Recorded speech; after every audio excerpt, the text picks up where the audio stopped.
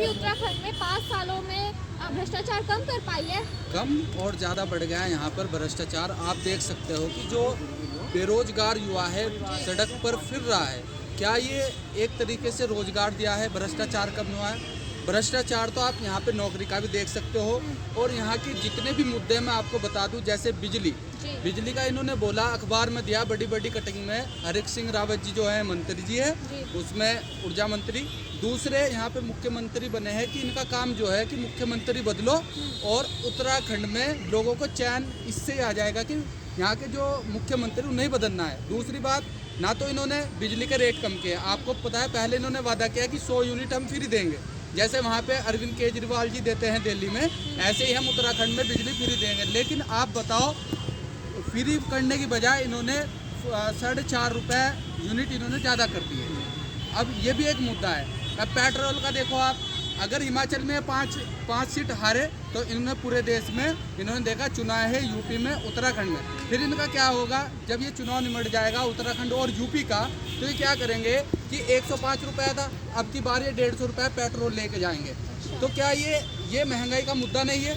इन्होंने नोटबंदी की, नोटबंदी के बाद आप देख सकते हो किस तरह यहाँ की जीडीपी भी गिर रही है, किस तरह डॉलर पहले बोलते थे कि बहुत हुई महंगाई की मार, अब की बार मोदी सरकार, ऐसे बोलते थे। अब हम बोलते हैं कि बहुत हुई बीजेपी की मार, अब की बार कोई सी दूसरी सरकार कोई सी भी हो लेकिन बीजेपी ना हो। बिल्कुल हम परेशान आ चुके हैं बीजेपी से, और बीजेपी के जितने भी जुमलेबाज हैं सबसे परेशान आ चुके हैं।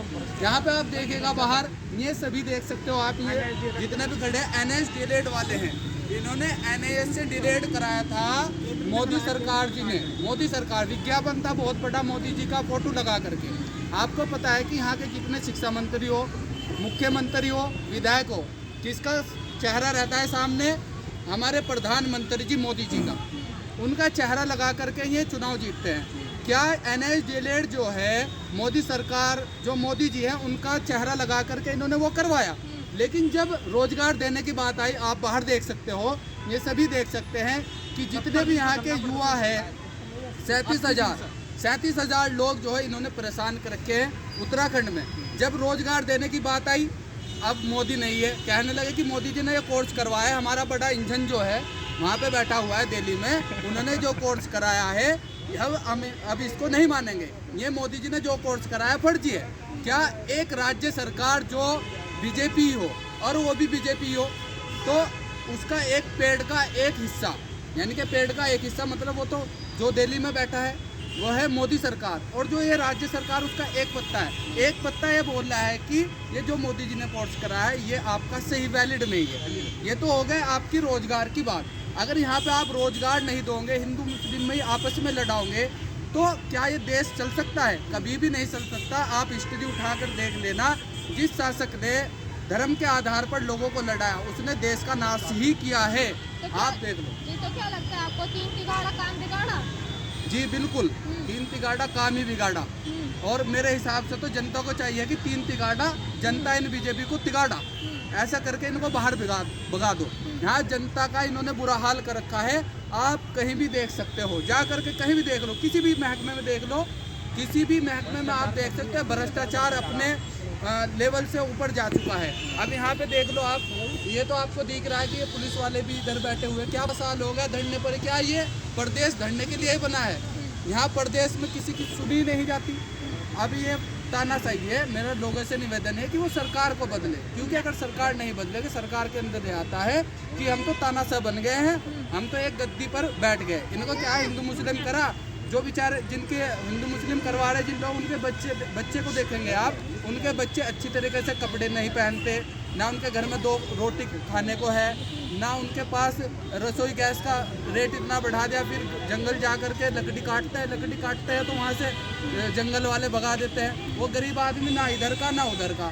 तो आप गरीब आदमी की तो कंडीशन इन्होंने बिल्कुल बेकार कर दी। इन्हें पता है चुनाव आएगा, चुनाव पर हम क्या करेंगे, हिंदू मुस्लिम करा देंगे, ये अपना काम हो गया। ये है ना सबसे बड़ा। जितने मुद्दे हैं महंगाई से रिलेटेड वो सबको देखना चाहिए। और एक चीज़ और थी, टैबलेट वाला हिस्सा, पूरे प्रदेश में टैबलेट बांट रहे हैं ये लोग। क्या कितने साल से, 5 साल से बीजेपी सरकार है, क्या उन 5 साल में इनको याद नहीं आया टैबलेट देना? बच्चे क्या उन 5 साल में नहीं पढ़ते थे? उनको ऑनलाइन क्लास की आवश्यकता नहीं थी, या जो ये कोरोना टाइम चला था उसमें टैबलेट की सबसे ज़्यादा आवश्यकता, तब क्यों नहीं दिए? क्योंकि अब लालच है कि हमें वोट नहीं देगी जनता अगर हमने टैबलेट नहीं दिए। तो टैबलेट तो इनका मेन रीज़न जो है टैबलेट वाला, इनका रीज़न यही कि इस साल इनको टैबलेट दे दो और इनसे वोट लो। तो मैम ये तो क्या लगता है आपको इस बार हाथ ही बदलेंगे हालात? मुझे तो लगता नहीं कि यहाँ के हालात, तो वैसे अब की बार जनता इनको सबक सिखाएगी, दूसरी पार्टी को यहाँ पे इनको चुनेगी। जैसे यहाँ पे मैं कह सकता हूँ, जैसे अरविंद केजरीवाल जी है दिल्ली में, अगर वो मॉडल लाएंगे तो यहाँ सक्सेसफुल हो सकता है उत्तराखंड। मैं बता दूँ कैसे। आपको पता है कि वहाँ पे जब कोई भी, मैं वहाँ पे गया, मैंने देखा जो भी कंस्ट्रक्शन होता है या सिंचाई वाला काम होता है, तो जो वहाँ की सरकार है वो क्या करते हैं, अपने हाथ में ले लिया। जैसे यहाँ पे क्या करते हैं, फाइल ऊपर से नीचे तक आते आते 1 करोड़ में अगर कोई बजट पास होता है तो नीचे वाले आदमी को 50 लाख आते हैं, 50 लाख गायब। वो क्या करते हैं, पूरा अरविंद केजरीवाल जी अपने हाथ में उसको लेते हैं प्रोजेक्ट को, और अगर यहाँ पे 1 करोड़ में काम होना है तो वहाँ 50 लाख में काम होता है। 50 लाख जो बचे वो जैसे बिजली फ्री कर रखी है वहाँ पे 100 यूनिट, वो वहाँ पे दे देते हैं। क्या जनता का इससे फायदा हुआ है? नहीं। वो दो कल आज तक पे इंटरव्यू देते हुए कहा कि हमें उत्तराखंड की जनता को फ्री बिजली या फ्री पानी देकर हमें हरामखोर नहीं बनाना। ऐसा कुछ नहीं है, हरामखोर तो नेता है, ये आपकी गलत बात है। मैं बता दूं कैसे नेता क्यों है। नेता को जब मुख्यमंत्री दे रही है, कुछ ऐसे भी देखे उनकी इनकम है 80-80 हज़ार रुपये, जो टीचर है, लेकिन उनके माँ बाप की क्या आ रही है, पेंशन आ रही है। क्या वो भी हरामखोर बोलोगे? हरामखोर नहीं बोलते उसको ये सरकार जो योजनाएं देती है वो हरामखोरी नहीं होती है, ये कुछ नहीं होता है। ये तो गलत बात है। अगर मैं कहना चाहूँ नेता से ही बोल दूँ मैं, जो नेता है मुख्यमंत्री है, मुख्यमंत्री जब रिटायर हो जाते हैं, इस्तीफा दे देते हैं, तो उनकी पेंशन भी आती है, बाकायदा बिजली फ्री है। क्या वो गरीब थे?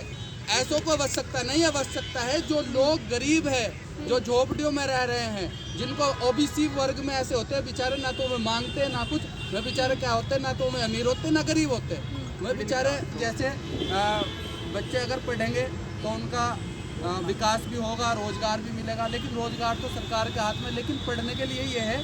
जैसे दिल्ली में क्या है कि जैसे CBSE बोर्ड है, यहाँ पे